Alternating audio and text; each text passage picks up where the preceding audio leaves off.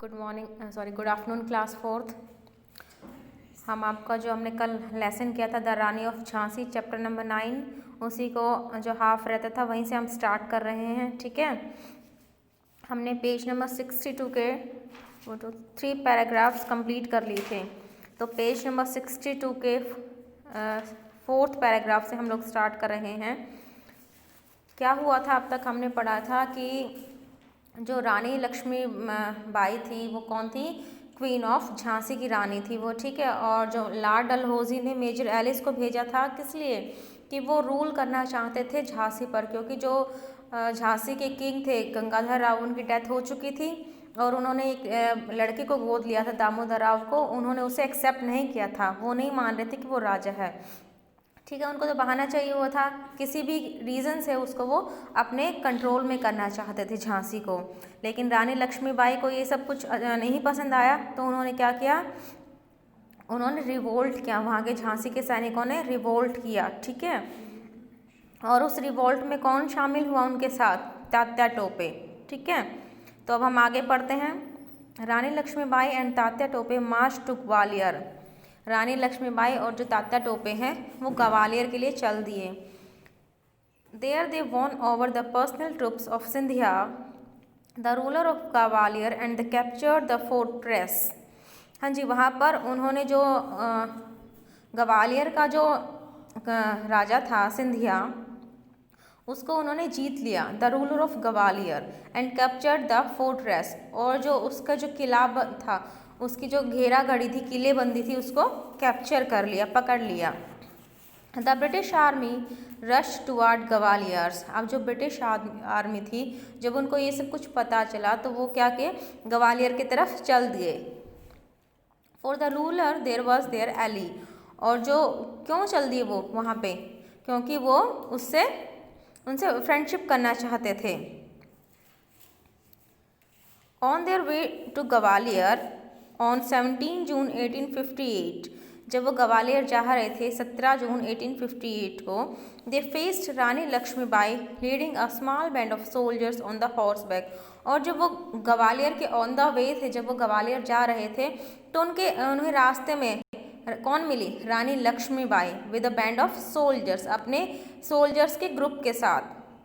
The Rani and her soldiers were all dressed alike of blue uniform and white turbans. और जो रानी लक्ष्मीबाई थी, उन्होंने man की तरह ही अपने आप को ड्रेसअप कर रखा था, कि उन्होंने ब्लू कलर की यूनिफॉर्म पहन रखी थी और सर पर सफ़ेद पगड़ी, टर्बन मीन्स पगड़ी बांध रखी थी। Close to the Rani rode Mandarbai, और रानी के साथ साथ उनकी एक मंदारबाई भी चल रही थी। A Muslim girl who was her fast friend मतलब बेस्ट फ्रेंड। जो मंदारबाई थी, she is a Muslim girl, वो एक मुस्लिम लड़की थी, और कौन थी, रानी लक्ष्मीबाई की बेस्ट फ्रेंड थी। The British soldiers immediately join the battle. जो ब्रिटिश सोल्जर थे, उन्होंने लगभग उसी टाइम उन्होंने बैटल को ज्वाइन किया, यानी कि लड़ाई ज्वाइन की। It was a hot day and the Rani Lakshmibai has been fighting for 10 hours at a stretch. और रानी लक्ष्मीबाई कंटिन्यूअसली 10 घंटे से वो लड़ रही थी। At one stage being pursued by the soldier, और एक जगह पर मतलब जो सैनिक थे उनका पीछा कर रहे थे। She urged her horse towards a narrow stream between steep rocks, but when she was about to cross the stream she heard a cry from behind. हाँ जी, तो उन्होंने अपने घोड़े को उसकी तरफ मोड़ा, एक नैरो बहुत ही तंग सी स्ट्रीम थी, या कह सकते हैं तंग सा रास्ता था, नदी की धारा थी। ठीक है, पहाड़ी चट्टानों के बीच में से, तो उसने घोड़े को उसी तरफ मोड़ा, उसी तरफ में संकेत दिया अपने घोड़े को उसे क्रॉस करने के लिए। लेकिन जब वो क्रॉस करने ही वाली थी, when she was about to cross the stream, जब वो उस रास्ते को, उस धारा को क्रॉस करने ही वाली थी, she heard a cry from behind, उसको पीछे से एक आवाज़ सुनाई दी चिल्लाने की। शी टर्न अराउंड, वो पीछे मुड़ी, and saw a British soldier was killing Mandarbai, और जो एक ब्रिटिश सोल्जर था वो मंदारबाई को, जो उनकी बेस्ट फ्रेंड थी रानी लक्ष्मीबाई की, उसको मार रहा था।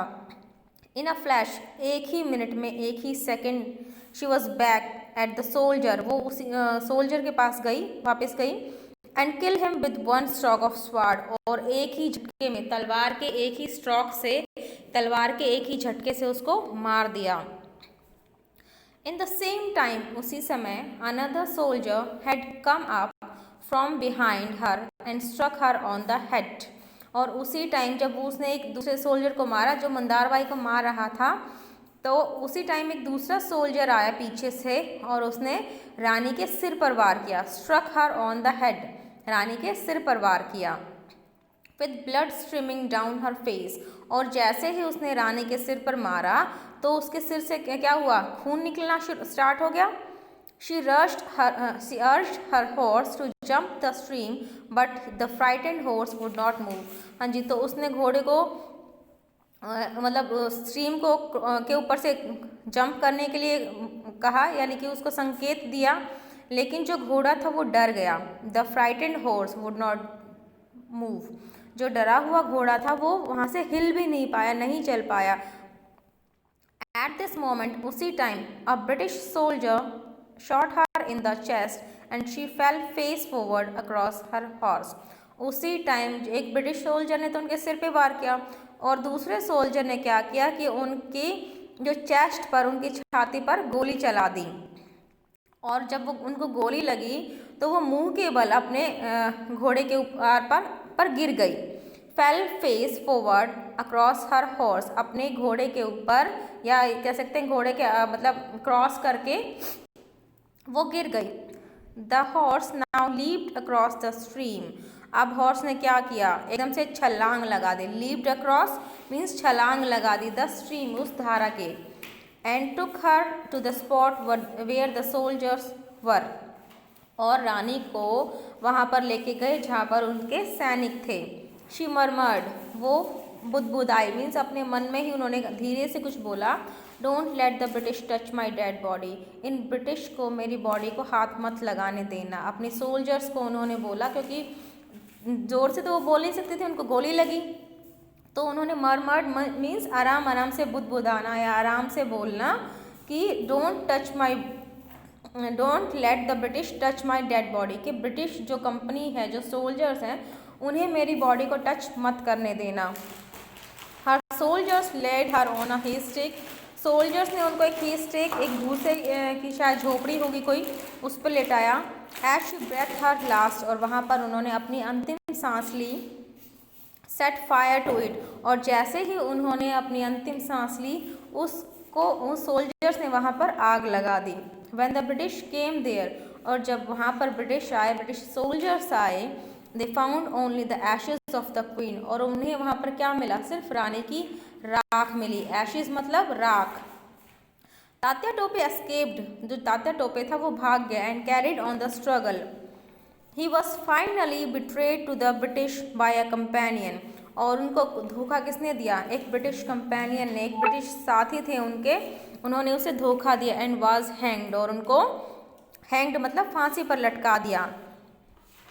The British had suppressed the revolt on 8 जुलाई 1858, और जो ब्रिटिश थे, जो ब्रिटिश कंपनी थी, उन्होंने इस रिवोल्ट को, इस विद्रोह को, सप्रेस्ड मीन्स दबा दिया।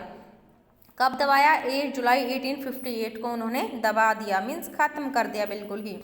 14 मंथ्स, 14 महीने का जो ये रिवोल्ट था, ये जो पूरा विद्रोह चला, after the outbreak at Meerut, ठीक है। तो 14 महीने जो इनका रिवोल्ट चला था उसको ब्रिटिश कंपनी ने बिल्कुल ही दबा दिया, अपने अंडर कंट्रोल कर लिया,